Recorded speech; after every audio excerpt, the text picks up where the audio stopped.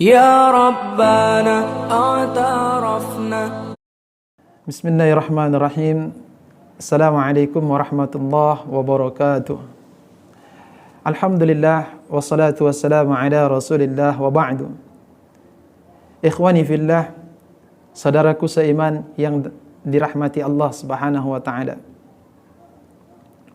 Satu kali ada satu orang pemuda dari Irak. Dia bernama Nu'man bin Ibrahim.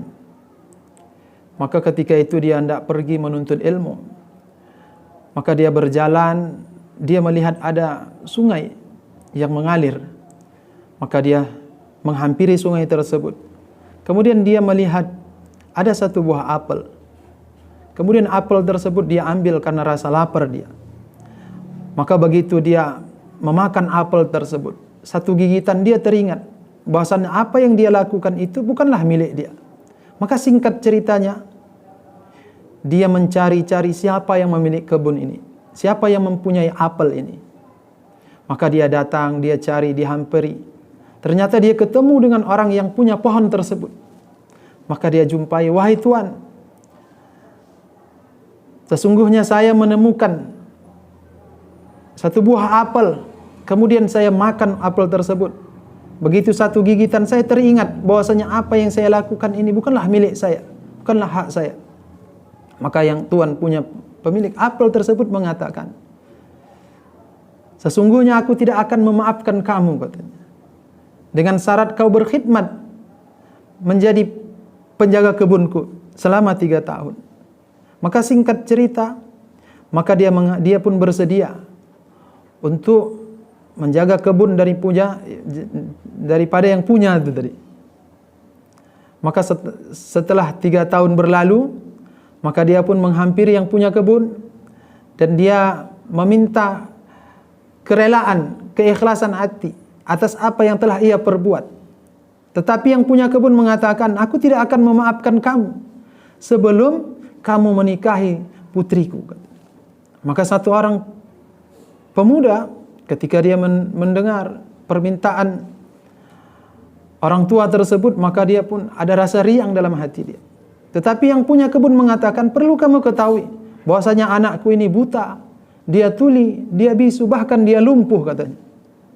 Maka pemuda tadi pun terheran, bagaimana mungkin aku bisa menikahi satu orang gadis, wanita yang dia buta, tuli, bisu, bahkan dia lumpuh. Tetapi karena itu permintaan daripada yang punya pohon tersebut, maka saya pun menerima tawaran itu. Maka hadirin, saudaraku yang seiman dirahmati Allah Subhanahu wa taala. Maka ketika malam hari tiba, maka yang orang tua daripada wanita tersebut mempersilahkan pemuda tadi untuk datang menemui daripada anaknya. Maka begitu dia mengucapkan salam, terdengar jawaban salam dari dalam kamar tersebut. Maka dia pun heran, bagaimana mungkin dia bisa menjawab salam sedangkan dikatakan orang tua tadi dia bisu. Maka dia pun masuk.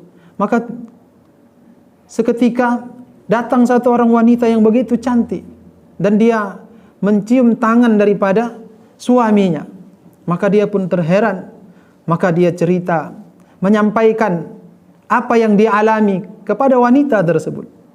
"Sesungguhnya apa yang disampaikan sama orang tuamu tidak sejalan dengan apa yang aku saksikan hari ini," kata dia. "Mengapa orang tuamu mengatakan engkau ini bisu, buta, bahkan tuli?" Maka wanita itu mengatakan, "Benar, ayahku mengatakan aku buta karena aku tidak pernah melihat yang bukan haknya, melihat yang haram. Maka itulah sebabnya ayahku mengatakan aku ini buta." "Lantas mengapa ayahmu mengatakan engkau bisu dan tuli?" "Karena aku tidak pernah mendengar apa yang diharamkan Allah Subhanahu wa taala. Tidak pernah membicarakan aib orang lain." "Lantas mengapa ayahmu mengatakan engkau lumpuh?" "Karena aku tidak pernah keluar sebagaimana keluarnya orang-orang jahiliyah. Dan aku tidak keluar melainkan dengan mahramku." Maka hadirin, saudaraku seiman yang dirahmati Allah Subhanahu wa taala, inilah buah kejujuran satu orang pemuda yang saleh. Maka Allah Subhanahu wa taala pertemukan juga dengan istri yang cantik dan salehah. Maka hasil daripada pernikahan mereka ini, maka lahirlah satu orang ulama yang terkemuka, yaitu bernama Abu Hanifah radhiyallahu an. Abu Hanifah rahimahullah. Itulah yang dikatakan Imam Mazhab, Abul Mazhab, bapaknya Imam Mazhab yang pertama, yaitu Imam Abu Hanifah, yaitu Imam Hanafi. Maka hadirin yang dirahmati Allah Subhanahu wa taala, apabila kita jujur, kemudian kita berhati-hati dalam memasukkan sesuatu ke dalam perut kita, maka Allah Subhanahu wa taala akan jaga. Allah akan jaga perilaku kita. Allah juga akan mudahkan urusan jodoh kita. Bahkan bukan saja itu, Allah akan berikan jodoh yang terbaik untuk kita. Mudah-mudahan bermanfaat. Billahi taufiq wal hidayah. Assalamualaikum warahmatullahi wabarakatuh. Ya Rabbana a'tarafna